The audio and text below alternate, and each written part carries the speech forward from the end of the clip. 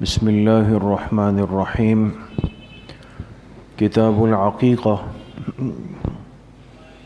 یہ بیان ہے عقیقے کے مسائل سے متعلق۔ مسائل کی مجلس میں آپ حضرات کے سامنے بہت تفصیل کے ساتھ بات چلی، معاملات، تجارت، ملازمت، خرید و فروخت، حرام حلال، اس سے متعلق۔ آج کی مجلس کا جو موضوع ہے وہ ہے عقیقے سے متعلق۔ ہر مسلمان اس لفظ سے واقف بھی ہے اور اس کے مفہوم سے بھی واقف ہے اور اس کی اہمیت اور سنیت سے بھی واقف ہے کہ عقیقہ کس کو کہتے ہیں۔ اللہ پاک کسی کو اولاد کی نعمت سے نواز دے تو چونکہ اولاد اللہ کی نعمت ہے اور بحیثیت ایک مسلمان جب انسان کو کوئی نعمت ملتی ہے تو سب سے پہلے اس نعمت پر وہ مسلمان اللہ کا شکر ادا کرتا ہے۔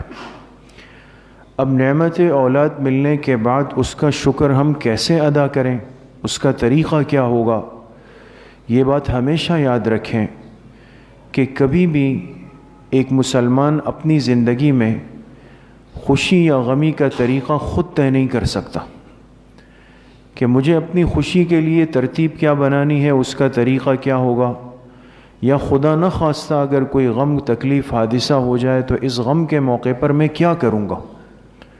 ہم چونکہ ایک جامع، مکمل اور زندہ دین کے پیروکار ہیں جس میں ایک ایک لمحے کی رہنمائی ہے، تو یہ کیسے ممکن ہے کہ ایک خوشی کا موقع آئے اور اس خوشی کے موقع پر انسان شکر کا اظہار کیسے کرے گا، اس کی رہنمائی ہمیں دین اسلام میں نہ مل سکے۔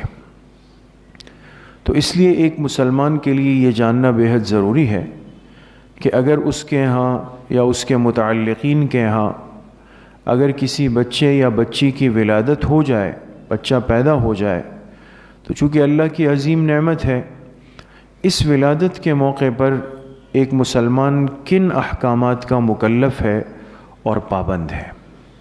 تو چونکہ عقیقہ اسی سے جڑا ہوا ایک سنت عمل ہے، تو آج کی مجلس میں انشاءاللہ اس سے متعلق کچھ مسائل آپ کے سامنے عرض ہوں گے۔ سب سے پہلی بات تو عقیقے سے بھی پہلے یہ سمجھ لیں کہ حدیث پاک میں آتا ہے، مشکات المصابیح میں روایت ہے کہ جناب رسول اللہ صلی اللہ علیہ وسلم نے ارشاد فرمایا کہ جس کے یہاں ولادت ہو جائے، کوئی بچہ پیدا ہو جائے، تو اس کا سب سے پہلا حق یہ ہے کہ اس بچے کے لیے کوئی اچھا اور مناسب نام رکھا جائے، اچھا نام رکھا جائے اس کے لیے۔ دوسرا حق یہ ہے کہ جب وہ بولنے کے قابل ہو جائے، سمجھنے لگ جائے، تو اس بچے کی صحیح تعلیم اور تربیت کا انتظام کیا جائے۔ اور فرمائے تیسرا حق یہ ہے کہ جب یہ بچہ عاقل بالغ ہو جائے اور اس کے جوڑ کا رشتہ مل جائے تو اس کے رشتے میں پھر تاخیر نہ کی جائے۔ دیکھیں، تین باتیں ایک حدیث پاک میں، لیکن ایک مسلمان ماں باپ کو اس کے بچے کی پوری تربیت سمجھا دی گئی، اس کے حق بتا دیے گئے۔ آج ہم ان معاملات میں کتنے کمزور ہو چکے ہیں۔ صرف اولاد ہو جائے، اتنی ہو جائے، لڑکے ہو جائے، یہ کمال نہیں ہے دوستو۔ ایک مسلمان کے لیے اولاد اس صورت میں نعمت ہے اور کمال ہے جب وہ اس ترتیب کے مطابق ہو جو حدیث میں ذکر کی گئی۔ لہٰذا اگر اولاد کے لیے کوئی غلط نام رکھا، نامناسب نام رکھا، جیسے آج کل فیشن کے ساتھ چلتے ہیں، اور اللہ پاک حفاظت فرمائے، چونکہ امت کے اکثر حصے کا واسطہ ان غلط چیزوں سے، ڈراموں سے ہے اور باجوں سے ہے اور ٹی وی سے ہے اور فنکاروں سے ہے، اداکاروں سے ہے، گلوکاروں سے ہے، تو ان چیزوں وہاں نئے نئے نام دیکھ لیے اور پھر دل چاہتا ہے جی وہی والے نام رکھ لیں۔ کتنی نامناسب بات ہے۔ آپ نام کا تو اثر ہے بچے کی شخصیت پر، یہ صرف ایک خانہ پوری تو نہیں ہے۔ اس لیے کتنی احادیث ہے، ایک نہیں کئی احادیث ہے آپ علیہ الصلاۃ والسلام کی خدمت میں جب لوگ پیدا ہونے کے بعد بچوں کو لاتے تھے برکت کے لیے، تحنیک کے لیے، تو آپ پہلے لانے والے سے اس بچے کا نام پوچھتے تھے کہ اس کا نام کیا ہے۔ جو غلط نام ہوتے تھے زمانے جاہلیت کے، چونکہ جاہلیت کا زمانہ قریب میں گزرا تھا، ایک بچے کو لایا گیا، اس کا نام فرمایا عبد شمس۔ عبد شمس چونکہ جاہلیت میں ایک عام نام تھا، شمس کہتے ہیں سورج کو، اور عبد شمس کے معنی کیا ہو گئے کہ سورج کا بندہ ہے۔ اس ماحول کے اعتبار سے یہ ایک مضبوط نام تھا جو جاہلیت کا زمانہ گزرا تھا۔ آپ علیہ الصلاۃ والسلام نے اس بچے کو گود میں لیا، فرمایا یہ عبد الرحمن ہے، نام تبدیل فرما دیا۔ اور بھی بہت سارے اس طرح کے واقعات ہیں۔ کیوں؟ اس لیے کہ بچے کی زندگی پر اس کے نام کا باطنی اثر بھی ہوتا ہے، ظاہری تو ہے، ظاہر میں اگر خدا نخواستہ کسی بچے کا الگ ایسے الٹا پلٹا نام رکھ لیں، وہ بچہ کتنا پریشان ہوتا ہے اپنے دوستوں میں، اور باہر بیچارہ منہ چھپاتا ہے کہ یہ کیا غلط نام رکھ لیا۔ لیکن یاد رکھے کہ نام کا اثر انسان کے باطن پر ہے، اس لیے حدیث پاک میں ترغیب دی کہ اپنی اولاد کے نام انبیاء کے ناموں پر رکھو۔ احب الاسماء الی اللہ عبد اللہ و عبد الرحمن، فرمایا سب سے محبوب اور پسندیدہ نام اللہ کے نزدیک وہ عبداللہ اور عبد الرحمن ہے، اس لیے کہ دونوں میں عبدیت کی نسبت پائی جا رہی۔ تو اس میں بھی دیکھیں نشاندہی فرمائی کہ یہ ایک پسندیدہ نام ہے، اور اسی طریقے سے بعض روایات میں ان ناموں کی نشاندہی بھی کی کہ جو اللہ پاک کو پسند نہیں ہے، بہرحال تفصیلی باتیں ہیں۔ تو اس لیے میرے عزیزوں، دوستوں، بزرگوں، آج اس پہلو پر بھی توجہ دینے کی بے حد ضرورت ہے کہ ایک مسلمان ماں باپ کے ہاں، ایک مسلمان گھرانے میں اگر بچہ پیدا ہو تو ہمیں اس ولادت کے بعد کے اسلامی اور شرعی احکامات کا علم ہو۔ باقی ساری چیزیں ہوتی ہیں نا، اس کی پیدائش سے پہلے اس کے کپڑے لیے جاتے ہیں، اس کا انتظام ہے، اس کے بستر ہے، اس کی ٹوپی ہے، اس کا کمرہ ہے، اس کا کوڈ ہے، اس کی چیئر ہے، اور اس کے بہت اچھی بات ہے، ہونا چاہیے انتظام۔ لیکن بچہ پیدا ہو گیا، اب ایک مسلمان کو کس ترتیب پہ چلنا ہے یہ نہیں پتہ، اس لیے ان باتوں کو جاننا بے حد ضروری ہے۔ سب سے پہلی بات تو میرے دوستوں بزرگوں یہ ہے کہ جب بچہ یا بچی دنیا میں آ جائے، حیات کے ساتھ زندہ پیدا ہو جائے، تو سب سے پہلا حق یہ ہے کہ اس کے سیدھے کان میں اذان دی جائے اور اس کے الٹے کان میں اقامت دی جائے، ہے نا؟ دائیں کان جو سیدھا ہوتا ہے اس میں اذان دی جائے۔ اذان ہر مسلمان کو آنی چاہیے، اس کا یہ بھی مطلب ہوا کہ یہ صرف مؤذن صاحب کا مسئلہ نہیں ہے، یہ ہر مسلمان کو آنی چاہیے۔ اور ہاسپٹل میں اگر ڈیلیوری ہو گئی، رات کا وقت ہے، پھر ہم صبح تک انتظار کر رہے ہیں کہ مسجد جائیں گے اور پھر قاری صاحب کو، حافظ صاحب کو، کوئی طالب علم کو پکڑیں گے، اچھی بات ہے، لیکن یہ کہ مجھے کیوں اذان نہیں آتی، یہ دیکھیں یہ کمزوری ختم کرنا ضروری ہے۔ ہر بچے کے والد کو اذان اقامت یاد ہونی چاہیے، اس کو ضرورت ہی نہیں پڑے۔ ٹھیک ہے، ایک ہوتا ہے برکت کے لیے، انسان تبرک کے لیے کوئی بزرگ اللہ والے نیک ساتھی کو لے جائے، وہ الگ چیز ہے، لیکن نہیں ملے تو پھر آپ کیا کریں گے؟ اس لیے اذان بھی یاد ہو، اقامت بھی یاد ہو۔ سیدھے کان میں اذان دیں، اذان، اور الٹے کان میں اقامت۔ اقامت کس کو کہتے ہیں؟ جو نماز جب کھڑی ہو جاتی ہے نا اور پھر پیچھے سے مؤذن صاحب پڑھتے ہیں۔ اذان اور اقامت میں صرف ایک کلمے کا فرق ہے، وہ کون سا ہے؟ قد قامت الصلاۃ، قد قامت الصلاۃ۔ یہ کلمات اذان میں نہیں ہے لیکن اقامت میں ہے، ٹھیک ہے؟ تو ایک تو یہ فرق یاد رکھیں کہ سیدھے کان میں اذان دیں گے، اور سیدھے کان سے مراد بچے کا سیدھا کان ہے۔ بچے کا جو سیدھا کان ہوگا اس میں آپ اذان دیں، کوئی اس کے لیے کانوں پر ہاتھ رکھنا ضروری نہیں۔ دیکھیں یہ مسئلہ بھی سمجھ لیں، اگر مؤذن جب اذان دیتا ہے مسجد میں تو سنت یہ ہے کہ یہ نماز کی جو اذان ہے اس میں یہ کانوں پر ہاتھ رکھے اور اپنی جو شہادت کی انگلی ہے یہ کان کے سوراخ کے اندر کر دے، یہ مسنون ہے۔ لیکن بچے کے کان میں جب اذان دے تو پھر یہ سنت نہیں ہے دوستوں، پھر مطلقاً اذان ہے، کانوں پر ہاتھ رکھنا ضروری نہیں، ایک بات۔ دوسری بات یہ کہ کوئی بہت زیادہ زوردار یا چیخ سے دینا ضروری نہیں. یہ ٹینشن مت لے کہ بھئی اس کو آواز جا رہی ہے یا نہیں جا رہی ہے کیسے، اس کو بس قریب کر دیا جائے ایک ترتیب پر. اور ظاہر سی بات ہے کہ چونکہ ولادت قریب میں ہوئی ہوتی ہے اور اتنی مضبوط جان نہیں ہوتی ہے، اس میں احتیاط بھی ضروری ہے. لہٰذا کان کو کھول کر بس اس کے کان میں اتنا ہو کہ آپ تلفظ ادا کر رہے ہوں اور اس کے کان تک آواز جا رہی ہو، یہ کر دیں. اور پھر دوسری طرف آ جائیں، الٹے کان کے اندر اقامت کہہ دیں. بس یہ ہے. باقی قبلہ رخ ہونا، قبلہ رخ کھڑا ہونا کوئی ضروری نہیں ہے. سہولت کے ساتھ جیسے بھی ممکن ہو یہ دیا جا سکتا ہے. تو سب سے پہلے اذان اور اقامت دے دی جائے، اس لیے کہ ہر بچہ فطرت لے کر آتا ہے. تو اللہ پاک کی ذات نے اتنی مہربانی فرمائی کہ اس کی سرشت میں، اس کی بنیاد میں جو سب سے پہلا لفظ جا کے ٹکرائے نا، اللہ اکبر، یہ بچہ اسی دن سمجھ جائے کہ اس دنیا میں بڑائی صرف کس ذات کی ہے؟ اللہ پاک کی. دیکھیں ہر مسلمان بچے کو کان میں یہ آواز چلی گئی، اب وہ محفوظ ہو گیا. ایک بات. اس کے بعد دوسرا عمل وہ ہے تحنیک کا. تحنیک، یہ حن کا تحنیک کے معنی آتے ہیں چٹانے کے. اس بچے کو، ایک مسلمان بچے یا بچی کو سنت یہ ہے کہ اذان و اقامت کے بعد کوئی بھی میٹھی چیز، کھجور بھی ہو سکتی ہے، شہد بھی ہو سکتا ہے، چھوارا بھی ہو سکتا ہے. سب سے افضل علماء نے لکھا کہ کھجور ہے نرم کھجور، اس لیے کہ سخت چیز تو لے نہیں سکتا. نرم کھجور جیسے ہمارے ہاں ملتی ہے وہ لے لی جائے یا شہد لے لیا جائے.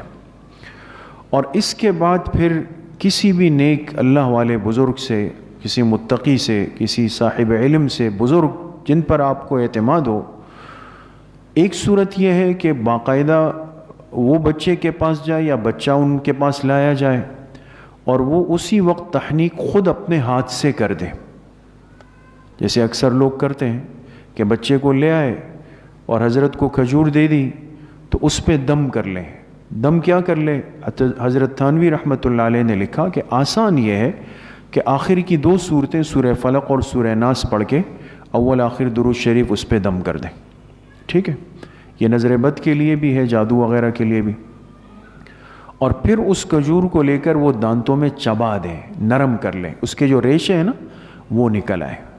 اور شہد ہے تو شہد میں تو پھر چبانے کا مسئلہ نہیں ہے، اس پر ڈائریکٹ دم کر دیں. اس کے بعد پھر اس کھجور میں سے تھوڑا سا حصہ لے کر کے اس بچے کے اندر کے ہونٹوں کے ساتھ اس کو مل لیا جائے. اتنا ہو کہ وہ ذائقہ محسوس کر لے. کوئی اتنا چٹانا کہ اس کے حلق میں جائے یا اس پہ زبردستی کی جائے کہ وہ رو پڑے، یہ غلط ہے. بس اتنا ہو کہ اس کے لبوں کے ساتھ لگ جائے اور وہ زبان پہ خود لے سکے اس کو ذائقہ. بس یہ ایک تبرک ہے، تحنیک ہے، یہ ایک سنت عمل ہے. اور یاد رکھیں اس کا بڑا اثر ہوتا ہے. تو اس لیے ہر والد کو جو 5 وقت کا نمازی ہونا چاہیے، ان چیزوں کا بھی ایک اثر ہے. ضروری نہیں کہ آپ کو ہر جگہ اللہ والے میسر ہو، نیک لوگ میسر ہو، یا وہ تیار بھی ہو جائیں ہر وقت آپ کے اس پر. تو یا پھر بہتر طریقہ یہ کہ ولادت قریب ہو. سمجھدار لوگ کیا کرتے ہیں، کھجور کے دانے یا شہد لے کر کسی اللہ والے سے دم کرا دیا رات کو، یا کسی بھی وقت دم کرا دیا. پھر جیسے ہی ولادت ہوئی تو دائیں ہاتھ، سیدھے ہاتھ کی شہادت کی انگلی کو لے، شہادت کی انگلی، اور پھر اس بچے کے لبوں کے ساتھ، ہونٹوں کے ساتھ اس کو ایسے لگا دیں تاکہ وہ، یہ تحنیک ہو گئی. اور اس تحنیک کی اپنی برکات ہوتی ہے، اس کا اثر بھی بچے کی زندگی پر ہوتا ہے. سمجھ گئے؟ یہ 2 چیزیں ہوں گے. اب تیسری بات کی طرف آئیں گے جو آج کا موضوع ہے، وہ ہے عقیقہ. لیکن یاد رکھیں یہ 2 باتیں اس سے مقدم ہے، اذان و اقامت، اس کے بعد تحنیک ہو گئی. اب بات ہے عقیقے کی.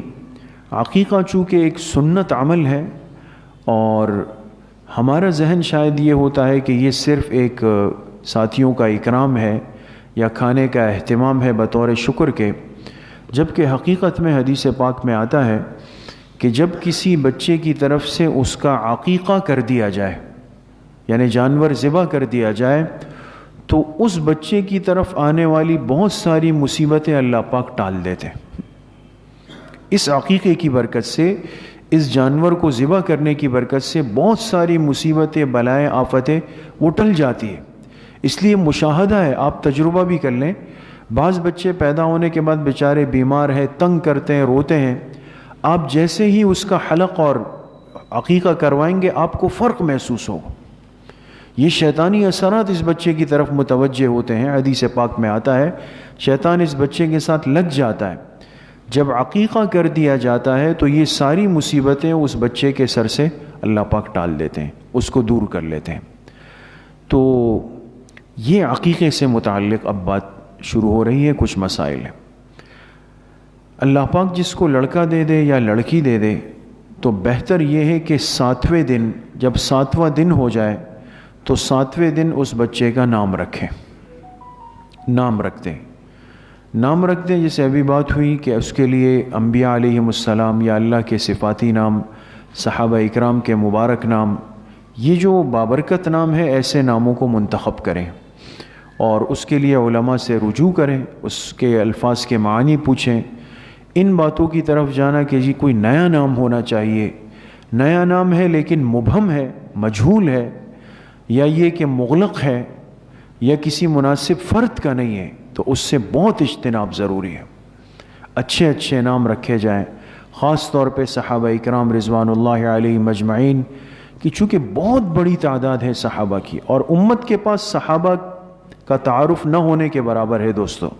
ورنہ کبھی ہم کتابیں دیکھتے ہیں نا، ایسے روایات میں عجیب و غریب خوبصورت نام صحابہ کے آتے ہیں کہ انسان حیران ہو جاتا ہے دوستو، حیران ہو جاتا ہے کہ اتنے عجیب نام ہے، خوبصورت نام ہے۔ تو اس لیے اہل علم سے، اللہ والوں سے رجوع کریں، اور خود بھی اگر ذہن میں ہو نام اس کو بھی ضرور لکھیں۔ اس چیز کو نزاع کا باعث نہ بنایا جائے دوستو۔ بعض دفعہ اس میں ہمارے معاشرے میں بہت بڑی کمزوری ہے۔ بچہ پیدا ہو گیا یا بچی پیدا ہو گئی، اب ظاہر سی بات ہے بھئی وہ بچہ آیا، اس کی ماں نے کتنی بڑی قربانی دی ہے، سارا درد اس نے سہا ہے، اس کے ارمان ہے، کتنے مہینے اس نے محنت کی ہے، سب کچھ ہے۔ اب اس کے بعد اس کو پھر ایک دم بائی پاس کر دیا گیا اور کہا کہ بھئی نام تو وہی ہوگا جو شوہر رکھیں گے یا شوہر کے والدین رکھیں گے یا فلاں رکھے گا۔ بعض دفعہ تو اور آگے چلے جاتے ہیں کہ بھئی اس کی پھپھی رکھے گی یا اس کی خالہ رکھے گی، اور پھر کوئی نام رکھ دیا جو اس بچے کی والدہ کو پسند نہیں ہے یا اس کے ذہن میں کچھ اور تھا، تو آپ بتائیں کتنی بڑی تکلیف ہوگی۔ یہ چیز ہے، باقاعدہ ایک بچی نے مجھے ایک تحریر لکھ کر بھیجی ایک دفعہ اپنے محرم کے ہاتھ، بہرحال، اور یہ آج سے کچھ عرصہ پہلے کی بات ہے، تو اس کو پڑھ کر بہت دکھ ہوا بہرحال کہ وہ جو الفاظ اس بچی نے لکھے تھے کہ جو نام میں نے اور میرے شوہر نے سوچا تھا اور ہمارے ایک وہ تھا، ارادہ تھا، اچھا نام تھا، لیکن زبردستی جو ہے ایک نام رکھا گیا اور بالکل ہماری بات کا لحاظ نہیں کیا گیا، کیا ہمارا اس بارے میں کوئی حق نہیں ہے؟ تو دیکھیں ان چیزوں میں بہرحال تھوڑی سی احتیاط کی بھی ضرورت ہے۔ یہ مشاورت سے انسان چلے، نہ بچے ضد کریں کہ نہیں یہی ہونا چاہیے، نہ بڑے اپنی رائے مسلط کریں، ایک رائے کے ساتھ ہو جائے اس میں۔ اور اگر پھر 3-4 نام آ جائے، دیکھیں بعض دفعہ یہ ہوتا ہے کہ شوہر نے ایک کہا، بیوی نے ایک کہا، والد صاحب نے ایک کہا، والدہ نے یہ کہا، 4-5 ہو جائے۔ اب بھی سنت طریقہ کیا بتایا گیا کہ جب ایک جائز کام میں 4-5 چیزیں جمع ہو جائے تو فرمایا کہ کیا کر لیں، قرعہ ڈال دیا جائے۔ یہ بھی سنت ہے، یہ سنت بھی زندہ ہو جائے گی۔ اب وہ 5 نام پرچیوں پہ لکھ لیں، اس کو ڈال دیں کسی چیز میں، پھر کسی سے کہیں نکال لیں، نام آ جائے، چلو سب خوش ہو جائیں، سب خوش ہو گئے کہ بھئی یہ تو اب اللہ پاک کی ذات سے جو ہوا تو ہو گیا، وہ نام طے ہو گیا۔ تو اس میں بھی بہرحال بہت زیادہ احتیاط کی ضرورت ہے، کسی کی رائے کو اس طریقے سے گرا دینا یہ بھی نامناسب ہوتا ہے۔ تو اچھے سے اچھا نام رکھا جائے تاکہ ساری زندگی اس بچے پر اس کا ایک اثر رہے۔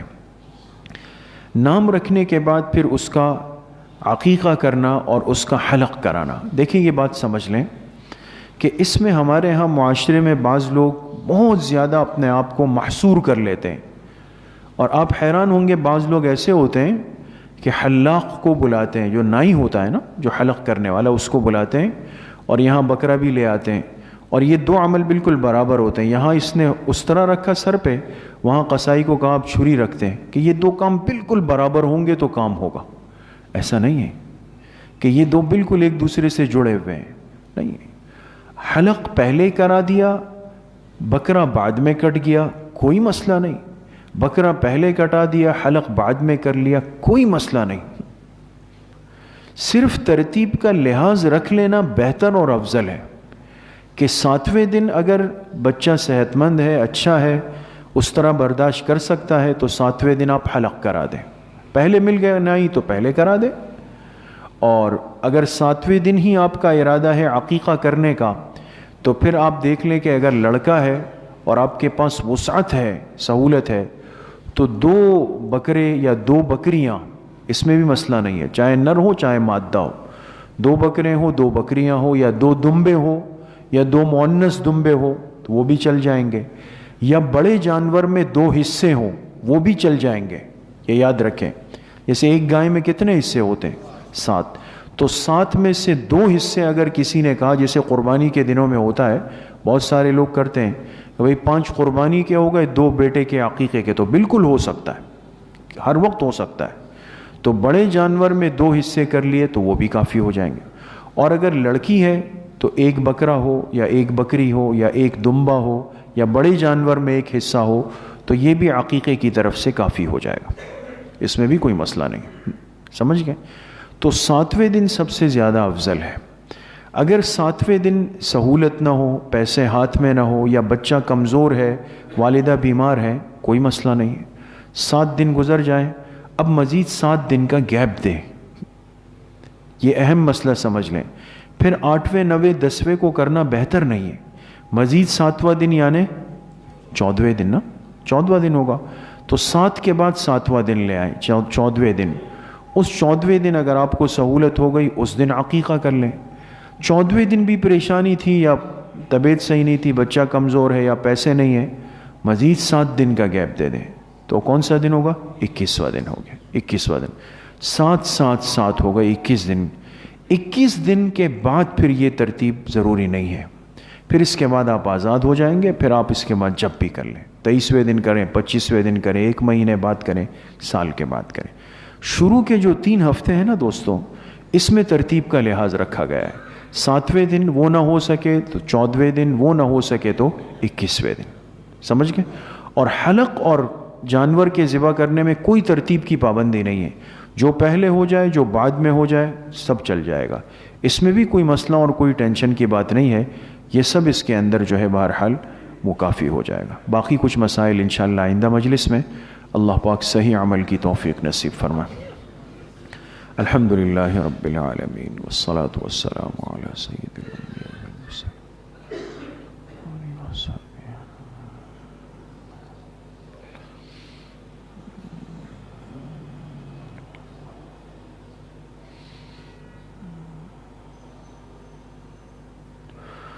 وصلی اللہ وسلم علی نبینا محمد وآلہ واصحابہ اجمعین برحمتک یا ارحم الراحمین.